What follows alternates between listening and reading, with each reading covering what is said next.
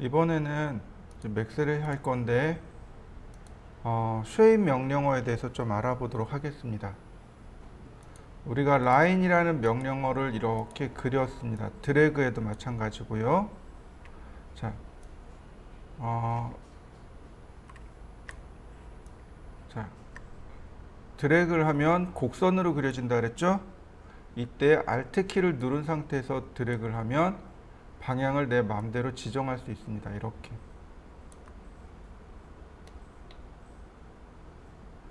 드래그를 하다가 Alt 키를 딱 누르면 내가 이렇게 방향을 바꿀 수 있어요.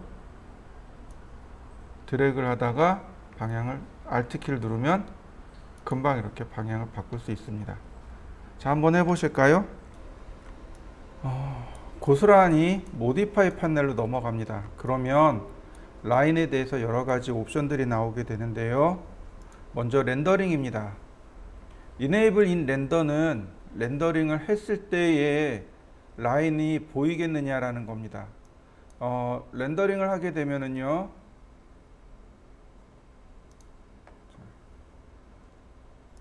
이건 렌더링을 하게 되면 이렇게 아무것도 안 나와요.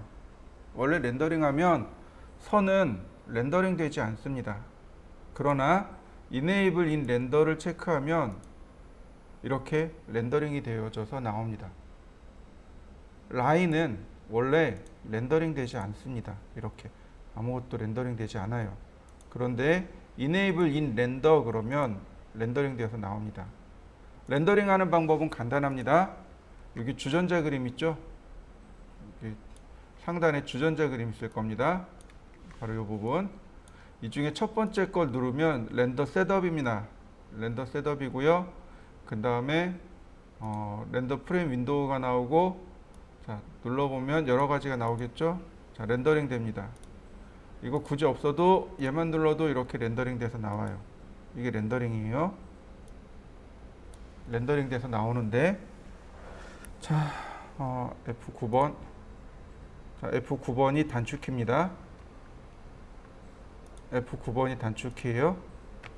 F9가 렌더링이고 F12 렌더 셋업입니다. F9, F10번이에요. F9 누르면 이렇게 렌더링 되어져서 나옵니다. 이때 여기 렌더 옵션이 여기 나옵니다. 티크니스가 1mm로 되어 있네요. 제가 10mm로 바꿔봤습니다. 그러면 선이 굵어지는 거 보이시나요? 다시 1mm로 바꿔보죠. 그러면 선이 가늘어지게 됩니다. 그러니까 이걸 응용해서도 많이 작업을 해요. 자, 그 다음에 10mm로 바꿨습니다. 그러면 얘가, 자, 다시 볼까요? 보면 이렇게 원형으로 나오는데 이게 12각형이란 뜻이에요. 이거 사각형으로 바꾸면 각진 형태로 이렇게 사각형 형태로 만들어지게 됩니다. 각형 형태고 45도를 회전시키면 이렇게 각진 형태가 풀어지게 됩니다. 풀어진 게 아니고요. 정확하게 이야기하면 이렇게 된 겁니다. 이렇게요. 회전한 거예요. 면이 회전된 겁니다. 자, 여기까지 쭉 한번 해보시죠. 보시면 그 아래로 보면 렉탱귤러라고 있습니다. 사각형으로 보이기라는 기능이 있어요. 역시 렌더링을 해보면 이렇게 사각형 형태로 나오게 됩니다. 사각형 형태예요. 가로와 세로, 각도와 비례 등이 있습니다. 예를 들어서 10mm, 10mm, 그리고 다시 한번 렌더링. 그러면 이렇게 형태를 맞출 수 있습니다. 랭슨과 위드가 존재합니다. 랭슨을 1로 바꿔볼까요? 그럼 이렇게 넙대대한 형태의 라인들을 그릴 수 있겠죠. 그러니까 손잡이 같은 것들 이렇게 그냥 라인을 그려서 표현하기도 합니다. 그런데 중요한 건 뭐예요? 렌더링에서 확인할 수 있는데 화면상에서 확인이 안 되잖아요. 바로 그 아래 Enable in Viewport가 있습니다. 체크해 보세요. 렌더링 하지 않아도 금방 이렇게 확인할 수 있습니다. 사각형일 때, 그 다음 레디얼, 원형일 때, 자 12각형, 0도 이렇게 원형일 때와 사각형일 때 두 가지가 나옵니다. 자, 한번 확인해 보시죠. 인터폴레이션은 보정하다라는 뜻입니다. 무슨 얘기냐면, 자, 인터폴레이션 보정하다라는 뜻으로 여기 보시면 버텍스와 버텍스 사이가 이렇게 각져 있는 거 보이시나요?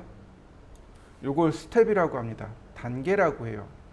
얘를 조절하는 겁니다. 즉, 이 스텝마다 하나씩 면이 생성이 돼요. 이렇게 스텝마다 하나씩 면이 생겨요. 자, 보세요. 익스트루드가 여기 있습니다. 익스트루드. 자, 그러면 돌출 높이에 따라서 이렇게 면이 올라갑니다. 모서리 올라간 거 보이시나요? 자, 모서리 올라가는 거 보이시죠?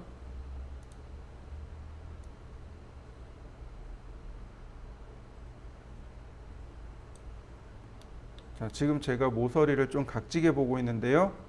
이 스텝이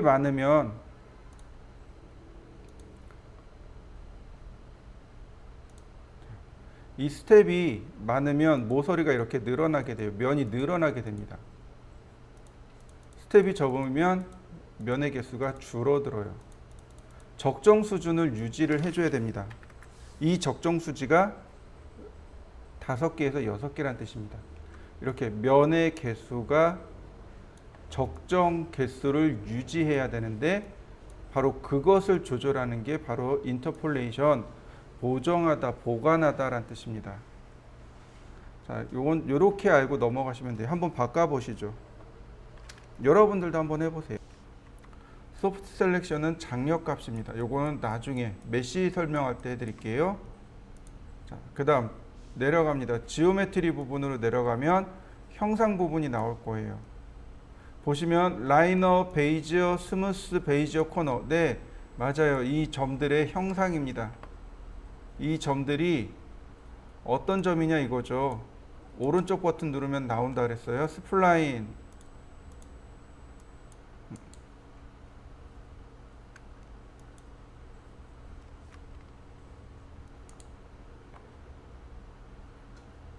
자, 베이지어 그러면 양쪽으로 이렇게 핸들이 나온다 그랬죠. 그 다음에 베이지어 코너 그러면 각지게 코너를 이렇게 조절할 수 있습니다. 그리고 스무스 그러면 정점을 통과하는 곡선을 캐드가 알아서 그리게 됩니다. 이렇게 코너를 누르게 되면, 즉 장력값이 사라지게 돼요. 그래서 직선 형태로 만들어지게 됩니다. 3가지 방법이 있어요. 베이지어 코너가 있습니다.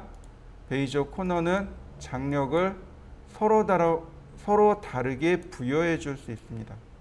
핸들을 이용해서 서로 다르게 부여해 줄 수 있고, 코너는 아예 없애는 거고요. 스무스는 맥스가 알아서 이 장력값을 조정해 줍니다. 그런데 내가 여기서 애초에 지정해 놓고 만들 수 있다, 이런 얘기입니다. 자, 굳이 이건 설명하지 않아도, 그러니까 굳이 이건 안 써도 됩니다. 자, 이렇게 저처럼 정점을 만들어서 정점들을 유형을 바꿔보세요. 베이지어 코너, 베이지어 코너 스무스 한번 바꿔보시죠. 그 다음에 이렇게 내려가 보면 크리에이트 라인이라는 게 있습니다. 여기서 직접적으로 라인을 이렇게 만들어 넣을 수 있어요. 이렇게 만들 수 있습니다. 자, 이렇게 만들어진 도형의 특징은 뭐냐면 같이 움직인다는 사실입니다. 얘네들이 함께 다녀요. 자, 이 선들이 하나의 객체로 이렇게 들어갑니다. 하나의 객체로 움직여요. 얘 따로, 얘 따로, 얘 따로가 아니고, 이렇게 버텍스에서 만들어진 이 객체들은 하나의 묶음으로 인식을 합니다. 이건 마치 이렇게 보시면 돼요. 제품 중에 아세이라는 제품이 있습니다. 우리가 사용하는 이런 제품들 있잖아요. 핸드폰 같은 거. 얘네들이 보면 부품들이 다 여러 개 있는데 어쨌든 우리가 들고 다니는 건 하나잖아요. 네, 이렇게요. 보면 이 전체를 하나의 제품으로 보고 이 선 하나하나가 부품이 되는 거죠. 부품이 되는 거죠.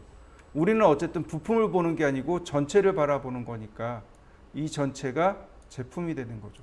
하나의 객체가 되는 거. 이 전체가 하나의 객체가 되는 거고 얘네는 객체를 이루는 요소가 됩니다. 이걸 엘리먼트라고 해요. 즉 이렇게 버텍스나 세그먼트나 스플라인이 있는 상태에서 이렇게 서브 오브젝트라고 하는데 이 서브 오브젝트를 활성화시켜 놓고 여기서 크리에이트 라인 한 것은 다 이 안으로 포함되어집니다. 자, 그 다음에 또 보시면 어태치라는 개념이 있습니다. 이걸 되게 주의 깊게 보셔야 돼요. 이거는 얘네들하고는 전혀 상관없어요. 얘네들하고는 전혀 상관없이 나와 있는 개념입니다. 어태치라는 개념입니다. 자, 보세요. 이거 어태치 어디서 나왔었냐면 캐드에서 나왔었어요. 제가 라인을 이렇게 그렸습니다.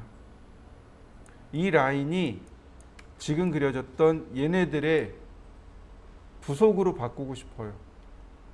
자, 선택한 다음에 어태치 그리고 딱 갖다 대면 아이콘이 바뀌죠? 클릭하면 이렇게 부속으로 들어와 버립니다. 다시 볼까요? 제가 렉탱글을 그렸습니다. 서클도 그렸어요. 근데 내가 원하는 건 여기에 얘네들이 부속으로 이렇게 들어오길 원합니다. 그러면 또 어태치라는 개념이 있어서 누릅니다. 그러면 이와 같이 부속으로 들어와 버립니다. 그러면 이렇게 함께 편집이 가능해져요. 자, 한번 해보실까요? 그리고 보시면 어태치 멀티플이라는 게 있어서 누르면 이렇게 이름별로 선택을 할 수 있습니다. 자, 보시면 이런 것들이죠. 제가 원도 그렸고요, 도넛도 그렸고요, 텍스트도 이렇게 써놨습니다. 자, 어태치를 할 겁니다. 근데 하나만 할 게 아니고 여러 개 할 거예요. 그러면 어태치 멀티플 누르면 now 이외에 다른 객체들이 이렇게 뜹니다. 네, 다 선택하면 이렇게 한 번에 어태치를 시켜줄 수 있는 거죠. 자, 한번 해보실까요?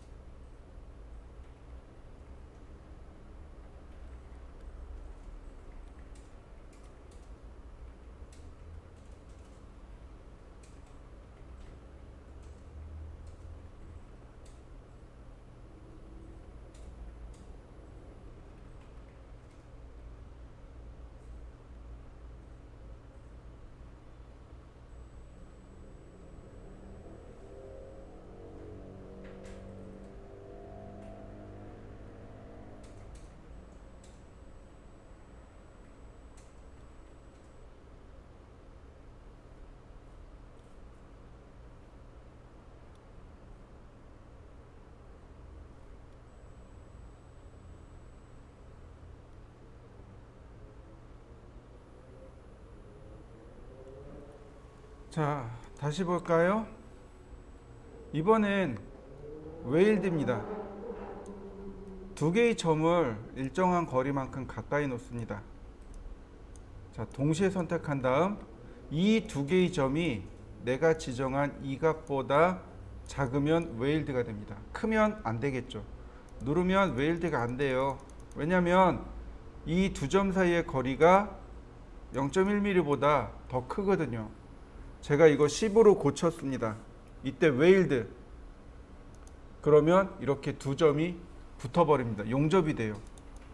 내가 선택한 두 개의 점이 내가 지정한 이 값보다 크면 그냥 두고 작으면 웨일드, 용접해버립니다. 이게 웨일드입니다. 그래서 이 웨일드 기능도 많이 쓰지만 오토매틱 웨일드도 많이 사용합니다. 자, 웨일드 아래 보면 커넥트라는 기능이 있습니다. 커넥트 연결하기 드래그 하시면 이렇게 연결이 됩니다. 끝점과 끝점을 자동으로 연결해 주는 기능이에요.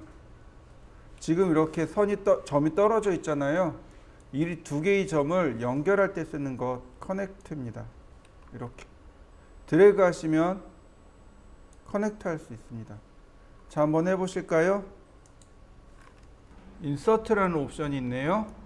이건 뭐냐면 중간에 점을 추가하는 건데 이 위에 보면 리파인하고 거의 비슷합니다. 그런데 리파인은 정점의 위치를 내가 지정만 할 뿐 그 이상은 할 수 없습니다.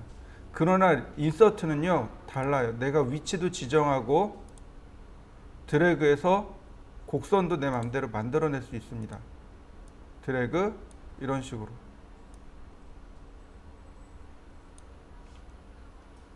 자, 역시 인서트 한번 해보시죠. 메이크 퍼스트.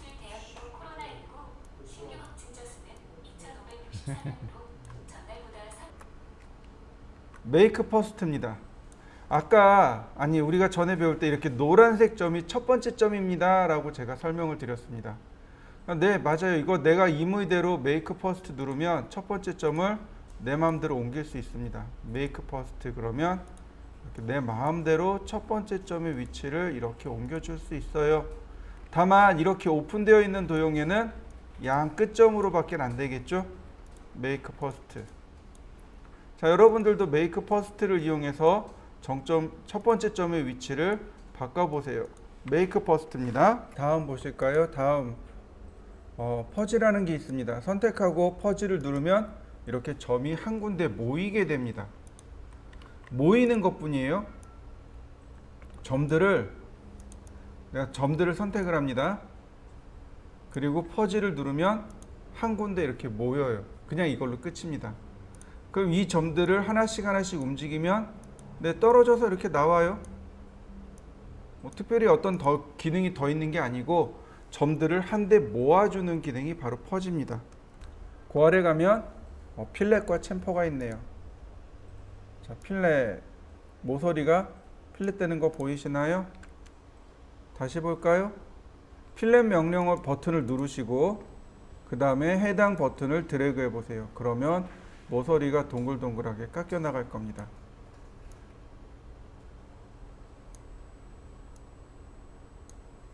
자, 맞습니까? 그런데 이렇게 하는 방법도 존재합니다. 먼저 선택을 하고 필렛 수치를 올립니다. 그러면 필렛이 처리가 돼요. 두 가지 방법이 있는 거죠. 필렛 버튼을 눌러서 드래그 하시거나 아니면 버텍스를 선택하고 숫자를 지정해 주시면 지정된 숫자만큼 필렛 처리가 됩니다. 당연히 챔퍼도 똑같습니다. 챔퍼링이 들어가요. 네, 숫자를 이용해서 챔퍼링도 가능합니다. 자, 필렛과 챔퍼 두 개 같이 해보시죠.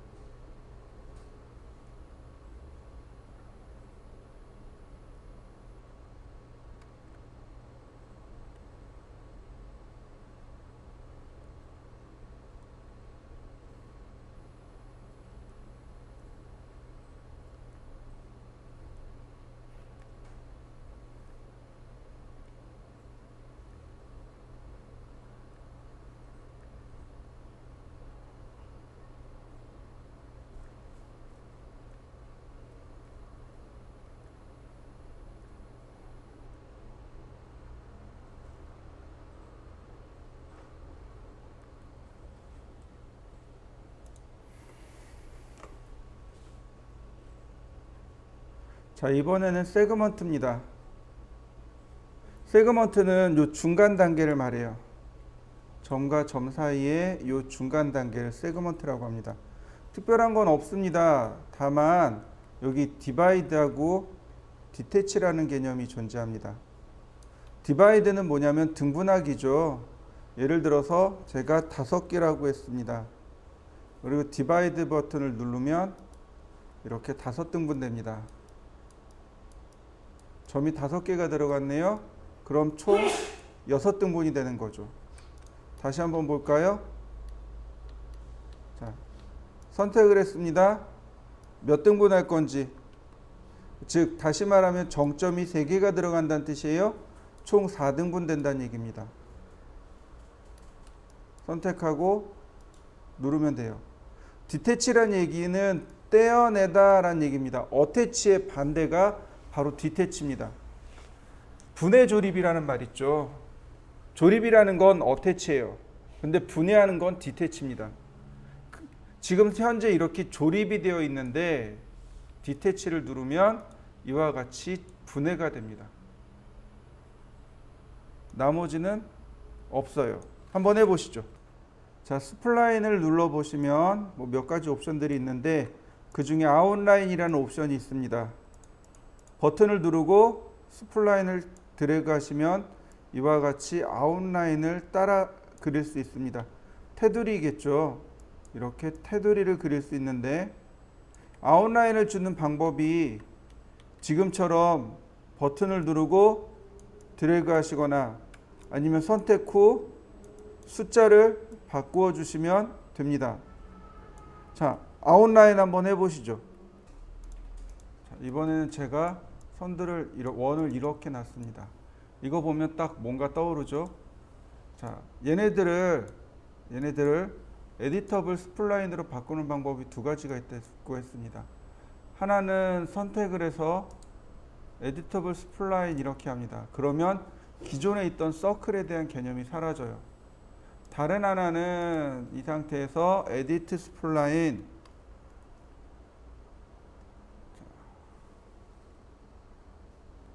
그러면 언제든지 서클로 되돌아갈 수 있습니다. 2가지 방법이 존재합니다. 나는 기존에 있던 건 필요 없어. 그럼 에디터블 스플라인으로. 아니야, 나는 그래도 기존에 있던 게 좀 필요해. 그러면 에디트 스플라인으로 사용하시면 됩니다. 자, 저는 에디터블 스플라인으로 쓸 겁니다. 자, 어태치해 보도록 하죠.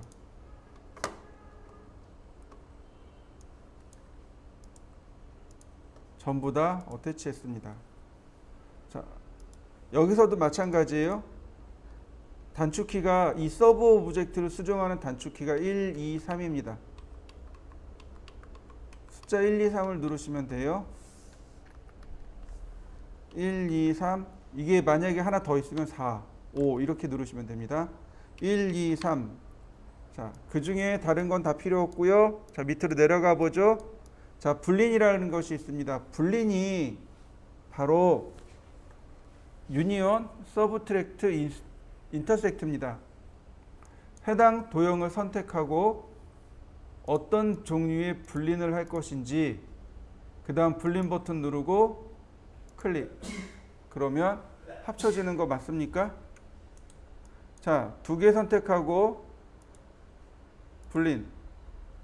자, 다시 선택하고 불린 버튼 누르고 클릭. 자, 다시 볼까요? 선택하고 불린 버튼 누르고 클릭. 자, 선택하고 불린. 그러면 유니온, 인터섹트, 서브트랙트. 자, 이렇게 나오게 됩니다. 여러분들도 불린을 한번 해보시죠. 일단 첫 번째 객체 선택, 두 번째 어떤 연산을 할 것인지 선택, 그 다음 불린 버튼을 이용해서 객체 클릭. 그러면 불린이 일어납니다. 자, 그 다음에 미러라는 기능이 있습니다. 대칭이죠. 자, 보시죠. 제가 이렇게 놨습니다. 뭐 좀 이상하네. 자, 제가 얘를 로테이트를 조금 걸겠습니다. 자, 이렇게 로테이트 해놨습니다. 선택을 하시고 그 다음 어떤 류의 대칭을 할 것인가, 좌우로 대칭할 것인가 혹은 상하로 대칭할 것인가 아니면 45도로 대칭할 것인가 대칭을 먼저 결정을 합니다. 그 다음 미러 버튼을 누르시면 이렇게 좌우로 혹은 상하로 혹은 45도로 이렇게 대칭이 일어납니다. 물론 카피 버튼을 누르게 되면 이와 같이 복제가 일어나게 됩니다. 다시 볼까요? 자, 카피 버튼 눌려져 있고요. 위아래로 눌렀습니다. 그러면 이와 같이 대칭이 일어납니다. 자, 여러분들도 한번 해보시죠. 자, 그 다음에 트림이라는 개념과 익스텐더라는 개념이 있습니다. 트림을 누르면 자동으로 이렇게 딱 끊어져요. 다시 한번 볼까요? 선을 겹쳐야 합니다. 트림, 이거 CAD에 있는 기능이죠. 익스텐드, 연장하기. 선이 그대로 쭉 연장되는 걸 확인할 수 있습니다. 자, 역시 한번 해보시죠. 하이드를 누르면 이렇게 내용이 감춰지겠죠. 하이드. 언하이드를 누르면 다시 객체가 나타날 거고요. 이건 어려운 거 없고. 자, 그 다음에 여기 보시면 얘가 도형이 오픈되어 있죠. 네, 여기 보시면 클로즈 기능이 있습니다. 도형 닫기. 자, 똑같이 디태치 기능이 있습니다. 도형 떼어내기. 그 다음에 익스플로드, 분해하기. 이게 하나의 객체로 이렇게 묶여 있는데 익스플로드 하게 되면 각각 이렇게 전부 다 떨어져 나가게 됩니다.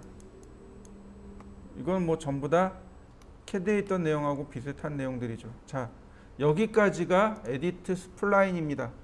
자, 한번 해보시죠.